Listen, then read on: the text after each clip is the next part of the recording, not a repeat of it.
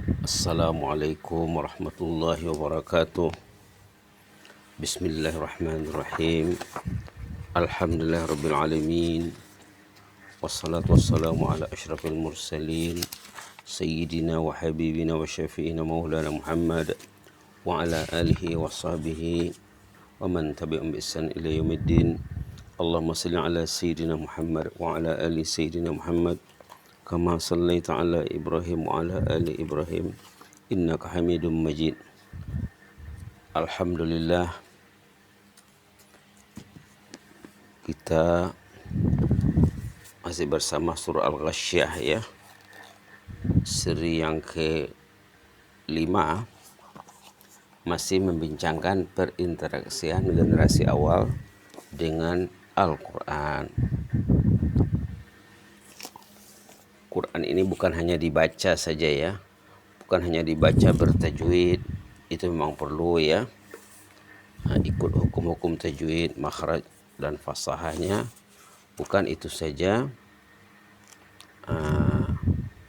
malah perlu dibaca di balik yang tersurat, membaca yang tersirat dan memikirkan maknanya.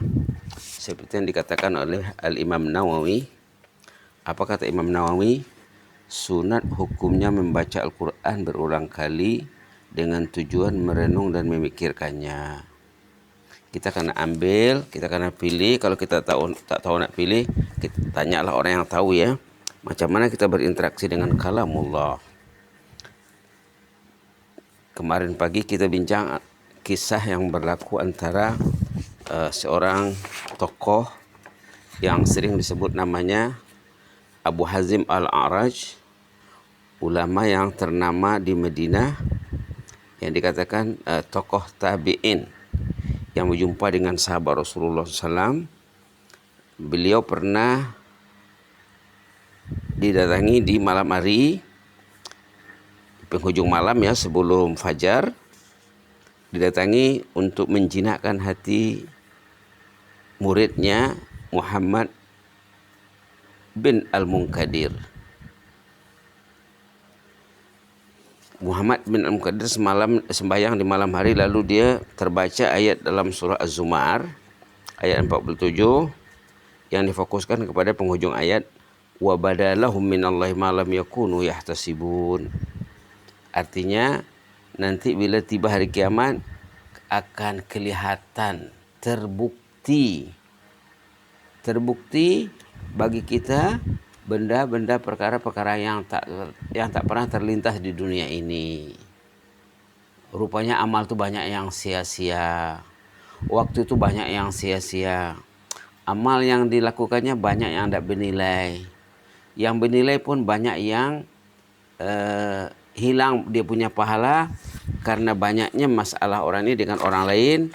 Banyak amal ibadah itu yang membayar utang kepada orang yang dizalimi di waktu hidup di mahkamah Allah nanti. Memang dalam hadis Rasulullah SAW pernah baginda menanya sahabat, baginda mengatakan macam mana? Kata baginda, atadruna manil muflis, katanya. Tahukah kamu siapa si muflis? Kata Rasulullah kepada sahabatnya. Kata sahabat, bagi kami muflis itu orang yang tidak ada duitnya, utangnya banyak. Kata Rasulullah, ini bukan masalah utang piutang duit, ini masalah ibadat, katanya. Orang yang banyak ibadatnya, rajin beribadat, tapi banyak orang yang terluka hati dibuatnya, banyak orang yang disakitinya. Lalu nanti di mahkamah Allah bila diadili, orang yang disakiti ini, orang yang terluka hati ini terpaksa dibayar dengan amal saleh. Inilah ceritanya. Lalu ada berlaku, kata Rasulullah SAW, amal saleh orang itu sudah habis untuk membayar utangnya, utang orang lain masih menuntut, masih banyak orang minta dibayar. Subhanallah, masih banyak hubungannya dengan orang lain yang belum selesai. Lalu apa yang terjadi? Dosa orang yang disakiti akan ditimpakan ke atas orang yang menyakiti. Pahalanya sudah habis, dosanya semakin menggunung. Inilah masalahnya. wa badalahum minallahi ma lam yakunu yahtasibun, akan kelihatan nanti di sana perkara-perkara yang tidak terduga. Di dunia ini dia ndak berberat, ndak berberat masalah pergaulan, masalah komunikasi dengan orang lain, ndak ambil berat. Subhanallah. Itu maka kita diingatkan dengan kisah Abu Hazim ini. Lalu datanglah Abu Hazim ke rumah Muhammad bin Al-Munkadir. Ditanyanya, kenapa kamu menangis? Sampai keluarga menjemput saya datang ke rumah ini untuk mencari solusinya. Kata Muhammad bin Al-Munkadir, saya terbaca ayat dalam surah Az-Zumar ayat 47, tak tertahan air mata saya. Lalu dibacanya lah ayat itu, wa badalahum minallahi ma lam yakunu yahtasibun. Akhirnya Abu Hazim, tuan guru yang diharapkan membantu muridnya, akhirnya dia lagi menangis lebih kuat, lebih dahsyat daripada muridnya. Begitulah orang saleh ya. Orang saleh saling mempengaruhi, saling saling mengambil kemanfaatan lah. Murid ataupun guru mengambil manfaat dari muridnya. Karena mungkin orang tuh biasa membaca ayat itu, tapi saat dibacanya atau didengarnya dari orang lain yang membaca, saat itu baru dia tersentuh hatinya. Rasulullah juga mengamalkan amal yang sama bersama Abdullah bin Mas'ud seperti yang sudah diceritakan. Di sini pula cerita Al-Imam Hasan Basri rahimahullah. Tercatat dalam sejarah beliau, Al-Imam Hasan Basri, ulama yang ternama ya. Beliau membaca potongan ayat dalam surah Ibrahim ataupun dalam surah An-Nahl, karena potongan ayat ini ada disebut 2 kali dalam Al-Quran ya. Potongan yang sama, ayat kalau surah Ibrahim ayat 34, surah An-Nahl ayat 18. Apa bunyinya? Wa in ta'uddu ni'matallahi la tuhsuha. Kita selalu dengar ayat ini disebut oleh orang-orang saleh ya. Apa ayatnya tadi? Wa in ta'uddu ni'matallahi la tuhsuha. Jika kamu coba menghitung nikmat Allah itu, niscaya kamu tidak akan dapat menghitungnya. Ini dibacanya katanya. Nah, apa kata Sahibul Qisah di sini? Imam Hasan Basri rahimallahu taala pernah membaca ayat di atas semalam suntuk hingga pagi hari. Lalu ada jemaah yang bertanya, kenapa imam membaca ayat yang sama? Apa pula fadilatnya, hikmahnya? Mengapa beliau melakukan hal yang demikian? Ditanya oleh jamaah. Jelas Al-Imam Hasan Basri menjawab pertanyaan masyarakat. Dari petikan ayat pendek ini sudah cukup hebat pengajaran bagi yang ingin mengambil iktibar. Kalau kita yang ingin mengambil iktibar, sudah cukup katanya pelajaran dari ayat yang pendek ini. Wa in ta'uddu, baru 2 patah perkataan. Ni'matallah, 2 patah perkataan. Jadi 4. La tuhsuha, 2 patah perkataan. 6 dalam 6 patah perkataan ataupun 6 ke 7 patah perkataan ini katanya, ini kalau kita mau merenungkannya dah cukup katanya. Apa makna ayat ini? Wa in ta'uddu ni'matallahi la tuhsuha. Jika kamu coba menghitung nikmat Allah, niscaya kamu tak akan mampu menghitungnya. Subhanallah. Subhanallah. Subhanallah. Subhanallah. Tidak mampu kita menghitungnya katanya. Dari kedipan mata saja katanya. Mata kita berkedip ataupun berkelip. Kedipan mata saja. Berapa nikmat yang kita terima. Nikmat Allah yang kita terima. Subhanallah. Subhanallah. Jadi ayat ini pun boleh menjadi renungan kita ya. Wa in ta'uddu ni'matallahi la tuhsuha. Jika kita coba menghitung nikmat Allah, tidak dapat menghitungnya. Nikmat hidup, nikmat sehat, nikmat anggota badan, nikmat akal, nikmat hati, nikmat ilmu, nikmat iman, nikmat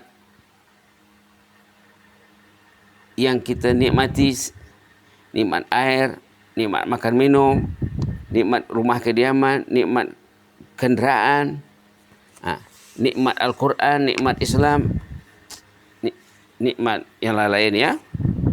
Dan nikmat ini nanti akan ditanya. Nikmat ini akan ditanya. Kita semua ingat ayat dalam surah At-Takasur, summa latus'alunna yawma idzin 'anin na'im. Kemudian kamu akan ditanya Allah tentang nikmat yang kita terima ini. Surah At-Takasur ayat terakhir sekali ya. Summa latus'alunna yawma idzin 'anin na'im. Kemudian kamu pasti ditanya di hari kiamat nanti tentang nikmat yang diterima. Tentang nikmat yang diterima. Maka kita sepatutnya selalu membincangkan tentang nikmat Allah ini seperti yang terdapat arahan dalam surah Ad-Duha, wa amma bi ni'mati rabbika fahaddis. Nikmat Allah itu cobalah bicarakan selalu supaya kita lihat nikmat ini untuk kita tuh terangsang mensyukuri pemberi nikmat. Nikmatnya akan ditanya. Sudah selalu juga disebut ya, ada beberapa nikmat asas yang akan ditanya nanti. Nikmat usia remaja, nikmat penghasilan, nikmat uang dari mana dapat dan kemana dibelanjakan, nikmat ilmu, macam mana dia mengamalkan ilmunya, dia sudah tahu, adakah diamalkan? Subhanallah. Ini juga yang membuat Abdullah bin Mas'ud risau, katanya, saya sangat risau nanti bila ditanya Allah, katanya, mungkin bukan Abdullah bin Mas'ud, Abu Darda barangkali ya, atau seorang sahabat Nabi lah. Saya sangat risau nanti kalau ditanya, katanya, adakah engkau tahu hukum ini atau tidak tahu? Itu di antara kerungsingan sahabat. Saya risau nanti bila ditanya Allah tentang sesuatu hukum, adakah saya tahu ataupun tidak tahu, katanya. Alim ta am jahilta? Risau saya tuh, katanya. Ini akan ditanya nanti. Akan ditanya. Nikmat tentang sholat lagi ya. Di antara pertanyaan asas tentang sholat. Karena sholat itulah yang menentukan kehidupan orang tuh. Kita semua tahu bahwa sholat itu adalah tiang agama. Kalau agamanya bagus, kalau sholatnya bagus, agamanya bagus. Kalau sholatnya bermasalah, hidupnya akan bermasalah.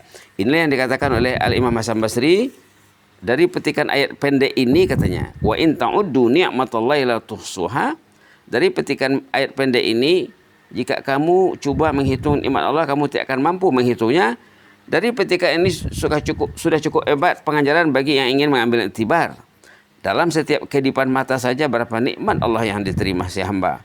Justru nikmat Allah yang tidak diketahui lagi banyak, katanya.